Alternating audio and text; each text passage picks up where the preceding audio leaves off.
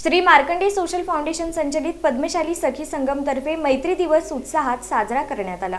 मैत्र जीवाचे या भावनेला जोपासत श्री मार्कंडेय सोशल फाउंडेशन संचलित पद्मशाली सखी संगम तर्फे मैत्री दिवस साजरा करण्यात आला। यावेळी एकमेकींना रेशीम धागा बांधत मैत्रीत एकमेकांबद्दल असणारे गैरसमज, कटुता आणि संघटनेमध्ये असताना अहंकार बाजूला ठेवून वेळप्रसंगी एकमेकींना सहकार्य करण्याचा संकल्प करण्यात आला।